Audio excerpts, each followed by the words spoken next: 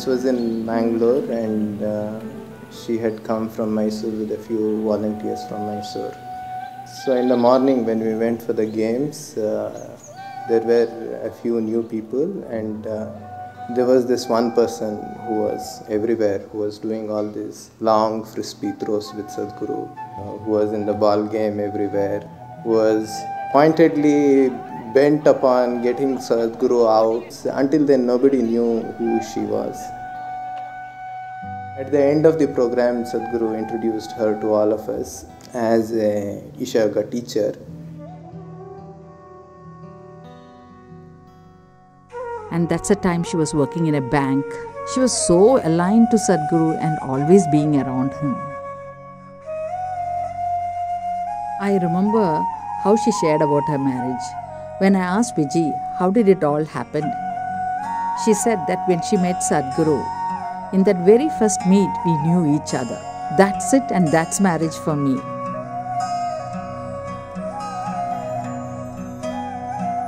It was a very simple wedding in a small Shiva temple in Irpur Falls.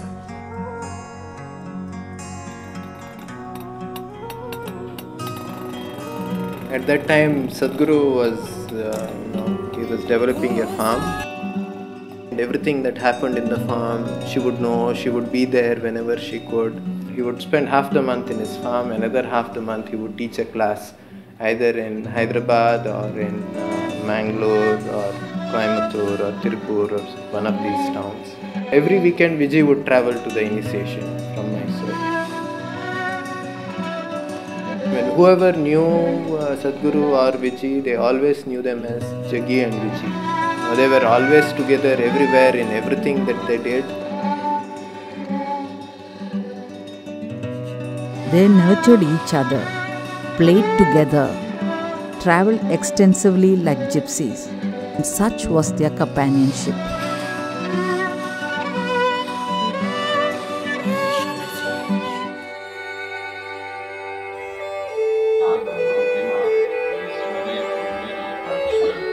She did yoga only because it meant something to me. She didn't do yoga for her health, she didn't do yoga for her well-being, she didn't care about her well-being. She did yoga only because it means something to me. I'm talking about it, so she was doing it. Any number of times she openly spoke about it to people. She wanted to do something that means something to me. For Vijji, who is my wife, but most of the time she more existed as my child than my wife because she was like that. But still we had a very engaging and engrossed kind of relationship all the time.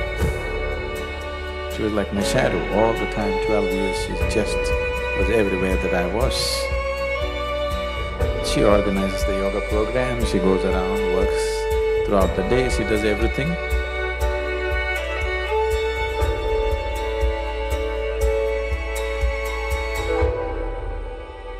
Every time that she saw Sadhguru off, it's not that she will say bye and she'll go back to whatever she was doing.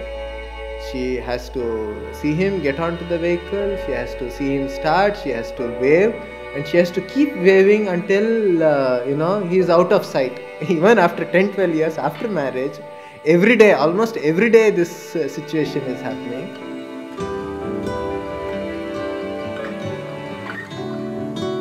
Was very deeply devoted to Sadhguru as a person. She also constantly maintained an overt posture that she had nothing to do with spirituality.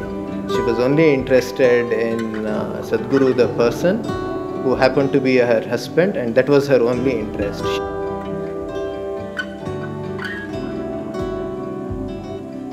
But one can't exist around Sadhguru unless in one way or the other one is deeply committed to one's own spiritual growth. Even though she said that she's not on the spiritual path, it's not for her and all that, I think constantly, right from the beginning, she couldn't help but to make progress on this path.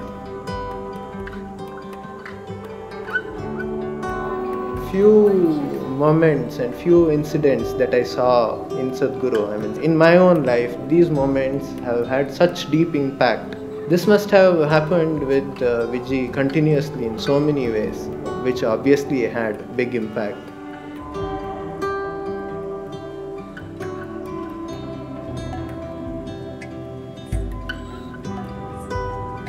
She would go to any extent to kind of stand up for something. Anything that was happening, she was there. Not because Sadhguru was there and she had to be there as a wife and things like that. No, she felt it because she was also equally wanting that good things happen with people and people benefit from Sadhguru and make use of it.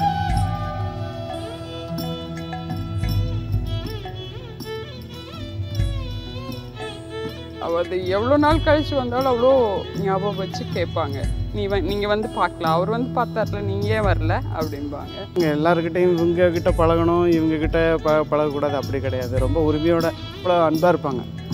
Like she is very soft in her heart. Like if somebody has to say something, she has no hesitation even to take a bangle and give it to them and to solve the problem. Very, very relatable and affectionate woman I have ever come across.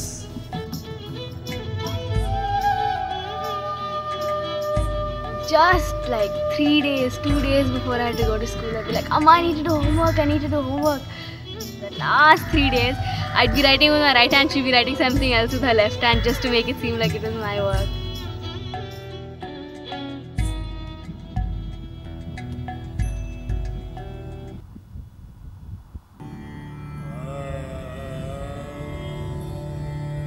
At times, Sadhguru has made this clear to Vijji in many ways that he never really, kind of uses this word or talks about it openly, but to her, he had communicated to her that his disciples, their well-being and what needs to happen to them, it was far more important than what his commitments were to her.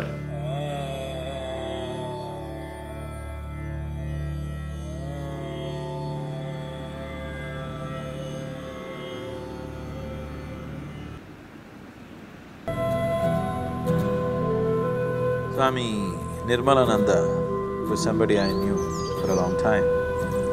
I have met him almost 20 years ago or more in a very strange kind of atmosphere, and ever since then, we've been little dallying with each other. 96 sometime early, we went to BR Hills, me and Vijji went there. Radhe also was there with us. We were talking to him and he said, next year, January, when the Uttarayana comes, I want to leave. I asked him why. He said, I lived as a yogi, but I don't want to live as a rogi. I want to die as a yogi. You're asking me, I really am not clear about how to live. He had built a small samadhi for himself. Will it work? What will happen? This and that. That's the first time I opened up to a completely different thing, and I spoke to him certain details about what is it that stops a person from living, what is it that makes a person live. Vijji was there, she was listening to all this and she burst out into tears and she cried and cried and cried. So I just ignored her and continued to speak to him. Then he was also weeping off and on and asking me questions and we went into great detail of many things which usually I've never spoken anywhere. We came down after meeting Nirmalananda, we just came, and just after that place I parked and I knew she was in some kind of mood. I just stood on the road and it's an incredible view. So I just was standing on the road, Radhe was also playing around there. And she came and fell at my feet and said, I also want to do what he's doing. I was just trying to joke and try to sort of dismiss the whole thing. She was crying and she was saying, I want to go like him. I said, okay, are you willing to do the sadhana? You do it, let's see. I never thought she'll have the perseverance to stick on to it like forever. So I told her a few things. If you do these things, let me see how seriously you do. If things come up to that stage, we will see. From that day, she just went like, she was another person altogether. Suddenly, the last 8-9 months, she became all focused and like that. Because the way she was going, I saw she's going so intensely. And after 2-3 months, she even started talking confidently that she's going to leave in another… Then I tried to slow her down a little bit. I said, what's the point now? All these 12 years of marriage, we were only traveling. Only now, just then, we just had a place to live. She could call her own and cook and do things, which meant a lot to her, I knew. So I said, what is the hurry? And the girl is just 7 years old. I said, things are working out well for you also, why now? So she said, right now my inside is feeling absolutely beautiful and outside everybody is wonderful to me. This is the time I want to leave. I don't know how long I'll be able to maintain this. All my life I've been confused, feels everything. Right now I'm in a space where I want to be. I want to live like this. So many times in my own ways I tried to slow her down a little bit. The next December came, 96 December. Then we knew Nirmalananda will leave. From there we went on Karma Yatra. This is the final lap of Dhyanalinga consecration. So I wanted to clear up a few things for people involved, so I took them on a 6-7 state tour.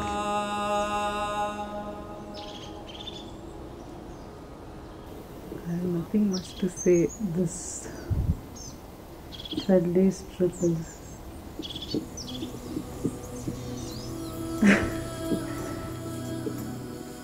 yeah, I certainly experienced tremendous energy, and I can say I've taken 1 or 2 steps towards my growth. And certainly it does help me to be a little more mature person, and I consider myself very lucky to only hope that to carry and be of some useful to everyone.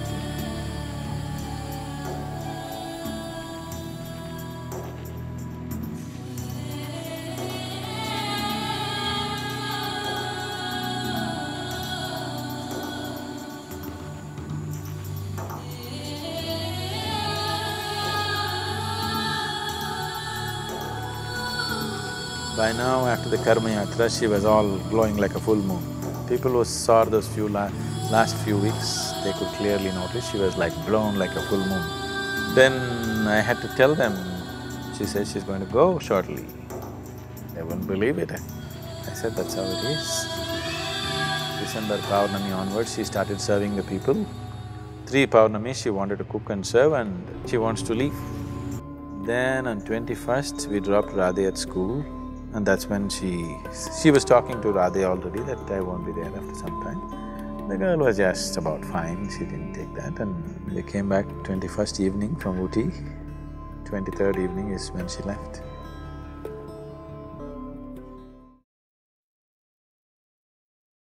Around 8 in the morning, Sadhguru called me and asked me to be with Vijji because she was on a certain sadhana. And that whole day I was with her, meditating and doing several other activities.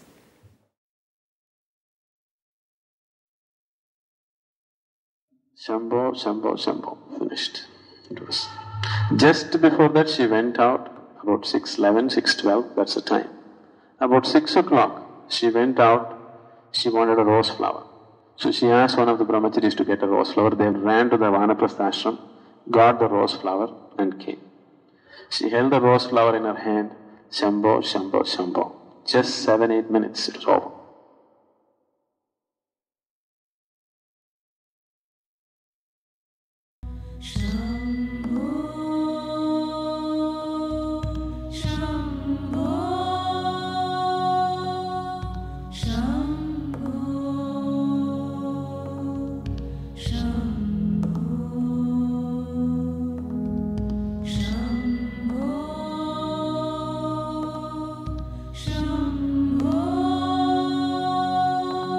was only after 3 days while sitting for a meditation, it really struck me that she had known this coming. It's like her Mahasamadhi is just a promise to me. So if you really, that's what you want, it's a possibility. Like if you're so intensely seeking something as an ultimate, you can attain it. But definitely Viji's Mahasamadhi was a tremendous blow to my logical way of looking at life. அது மாதிரி யாருமே பார்க்கலாம். But within அவ்வளோ தீர்வாக இருந்திருக்காங்க, தீவிரமாக இருந்திருக்காங்க. The Mahasamadhi, of course, proves something like that. What was not visible, what was not overtly visible to people's eyes, it's almost like something else worked on. Constantly something else was working with her all the time.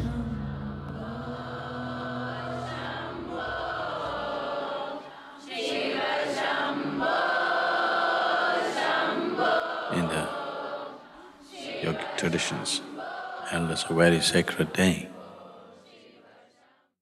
because many beings, either out of intent or just sucked into it, either chose or got induced into shedding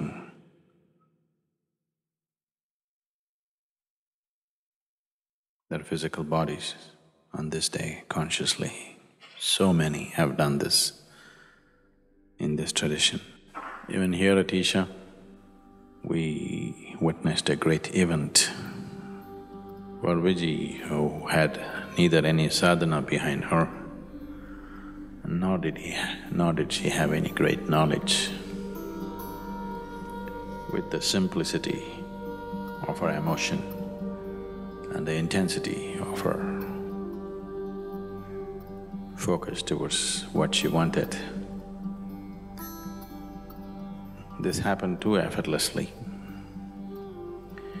The effortlessness which even accomplished yogis would go through a little bit of struggle to do such things. It happened too effortlessly. There are many ways to attain. Through pure energy or awareness or absolute selflessness or through devotion.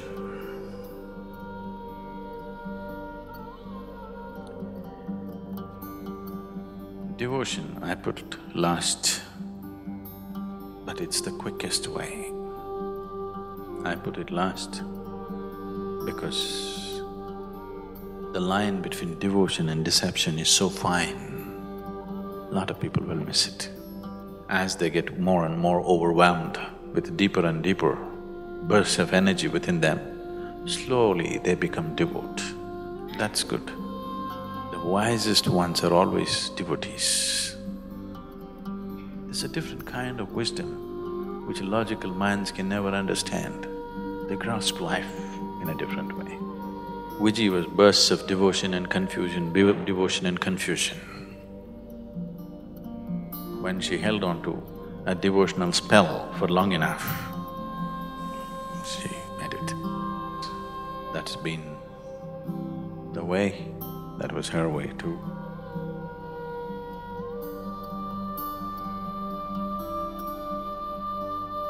So 3 things that she would have been very happy and proud to see was the glorious way in which Dhyanalinga consecration happened in spite of her absence at that time, and